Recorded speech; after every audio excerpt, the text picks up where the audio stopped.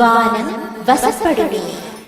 உலக வரலாறு குறித்து வைக்கப்பட தொடங்கிய காலத்திலிருந்து எத்தனையோ மன்னர்களையும் வீர அரசர்களையும் சந்தித்திருக்கிறது சரித்திரம்.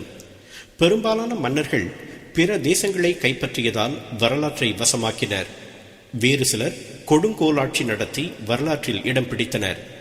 இன்னும் சிலர் அரச வம்சத்தில் பிறந்தோம் என்ற ஒரு தகுதியை மட்டும் வைத்துக்கொண்டு அரசாண்டு முடித்தனர்.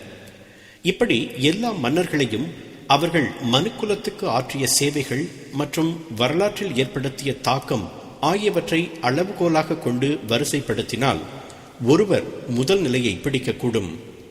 உலக வரலாற்றில் ஆயிரம் மன்னர்கள் தங்களை தாங்களே மாட்சிமை பொருந்திய என்றும் கம்பீரம் நிறைந்த என்றும் மன்னன் என்றும் அழைத்து கொண்டனர். அவர்கள் அனைவருமே ஒரு குறிப்பிட்ட காலத்தில் மின்னி மறைந்தனர். ஆனால் ஒருவர் மட்டும் வரலாறு நிலைக்கும் வரை மின்னுவார் என்று கூறுகிறார் H.G. வெல்ஸ். ஓர் ஆங்கில வரலாற்றறிஞர் போற்றிய அந்த இந்திய மன்னனின் பெயர் அசோகர்.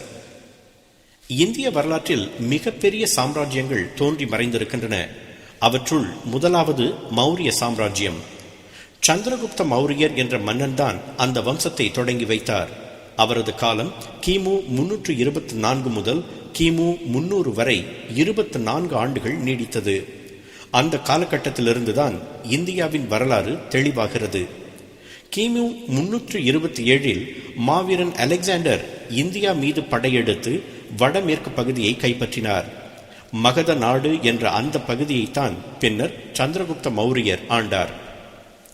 சந்திரகுப்த மௌரியருக்கு பிறகு அவரது மகன் பிந்துசாரர் அரியணை ஏறி 27 ஆண்டுகள் ஆட்சி புரிந்தார். அந்த பிந்துசாரருக்கு மகனாக பிறந்து மௌரிய வம்சத்துக்கும் ஒட்டுமொத்த இந்தியாவுக்கும் பெரும் புகழை கொண்டு சேர்த்தவர்தான் அசோகர். தந்தை பிந்துசாரர் ஆட்சியில் இருந்த போது தட்சசீலம், உஜ்ஜயினி என்ற பகுதிகளுக்கு ஆளுநராக நியமிக்கப்பட்டார் அசோகர். மகாதேவி என்பவரை மணந்து கொண்டு மகேந்திரர், சங்கமித்திரை என்ற பிள்ளைகளை பெற்றார் அவர்.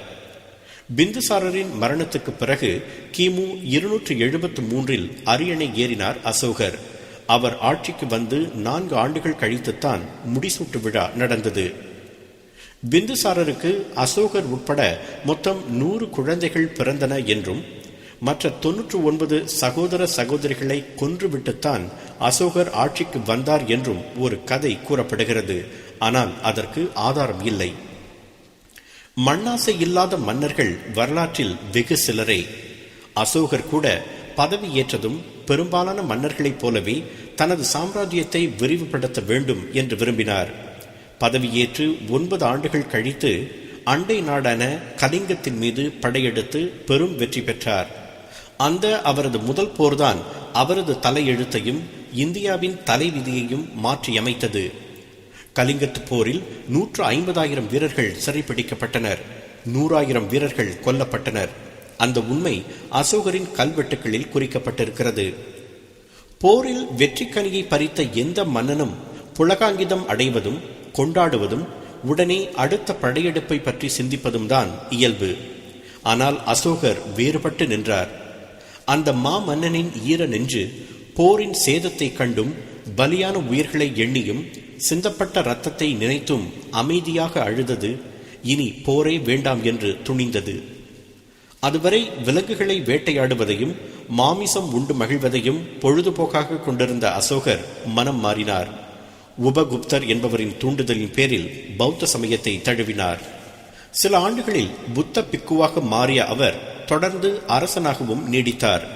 அசோகரின் கல்வெட்டுகளில் உள்ள குறிப்புகளிலிருந்து அவரது சாம்ராஜ்யம் மேற்கே குஷ் மலை பிரதேசத்திலிருந்து கிழக்கே பிரம்மபுத்திரா நதி வரை, வடக்கே இமயமலை அடிவாரத்திலிருந்து தெற்கே சென்னை வரை பரவி இருந்தது தெரிய வருகிறது. அக்பரும் அவுரங்கசீப்பும் கூட அந்த அளவு நிலத்தை ஆண்டதில்லை. போரை துறந்த அந்த மாமன்னன் நாட்டை வளப்படுத்துவதில் தனது முழு கவனத்தையும் செலுத்த தொடங்கினார். எல்லா அதிகாரமும் தன் கையில் இருந்தாலும் அதனை தவறாக பயன்படுத்தாமல் பார்போற்றும் நல்லாட்சியை வழங்கினார் அசோகர்.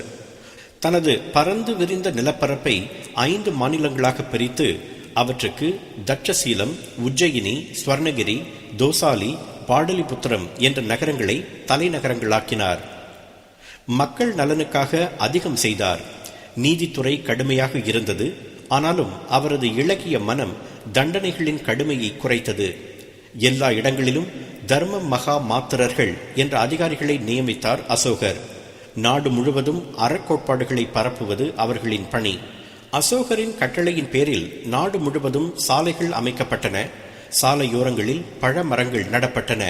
பல்வேறு பகுதிகளில் ஏழைகளுக்காக அன்ன சத்திரங்களும் மருத்துவ வசதிகளும் ஏற்படுத்தப்பட்டன. விலங்குகளுக்கும் கால்நடைகளுக்கும் கூட மருத்துவ சாலை அமைத்தார் அசோகர். கலைகளின் புரவலராகவும் விளங்கிய அசோகர் கட்டடக்கலையில் மிகுந்த ஆர்வம் காட்டினார். தலைநகர் பாடலிபுத்திரத்தை எழில் கொஞ்சும் நகரமாக மாற்றினார். அவரது காலத்தில் 84,000 ஸ்தூபங்கள் கட்டப்பட்டன. மலையை குடைந்து உருவாக்கப்பட்ட கோயில்கள், ஒற்றைக்கால் தூண்கள் எல்லாம் அவர் காலத்தில்தான் கட்டப்பட்டன. புத்த மதத்திற்காகவும் நிறைய செய்தார் அசோகர். அவரது ஆட்சியில் பௌத்த கொள்கைகள் பின்பற்றப்பட்டன. ஆனால் பிற மதங்கள் புறக்கணிக்கப்படவில்லை. புலால் தடை செய்யப்பட்டது. எல்லோருக்கும் சம நீதி உறுதி செய்யப்பட்டது. மண்ணாசை அறவே ஒழிந்ததால் நாட்டில் அமைதி செழித்தது.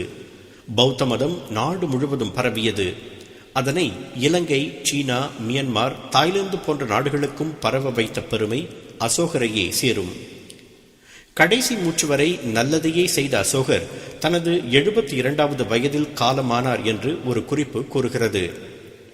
சர்நாத் என்ற பகுதியில் அசோகர் கட்டிய ஒரு கல் தூண் இருக்கிறது. அதன் உச்சியில் 4 சிங்க உருவங்கள் செதுக்கப்பட்டுள்ளன.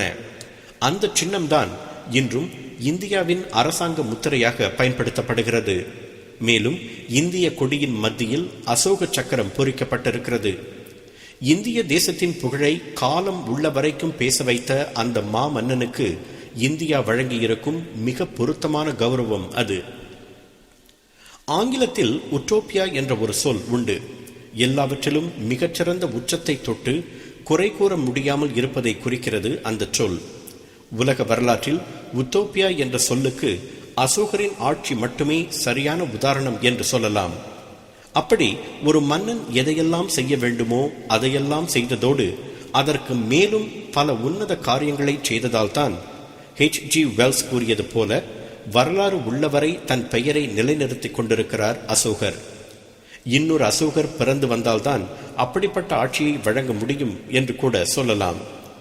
பாரபட்சமின்றி அனைத்து உயிர்களிடத்தும் காட்டிய அன்பு, முழு அதிகாரம் கையிலிருந்தும் அதனை செம்மையாக பயன்படுத்திய பண்பு, நீதி நெறிகளை சமமாக நடைமுறைப்படுத்தியதில் காட்டிய தெம்பு, இப்போது நாம் பேசிக்கொண்டிருக்கும் சமய நல்லிணக்கத்தை அப்போதே கடைபிடித்து காட்டிய மாண்பு, இவைதான் அசோகருக்கு வானம் வசப்பட்டதற்கான காரணங்கள். அந்த பண்புகளை மனசாட்சியோடு பின்பற்றும் எவருக்கும் எந்த வானமும் வசப்படும்.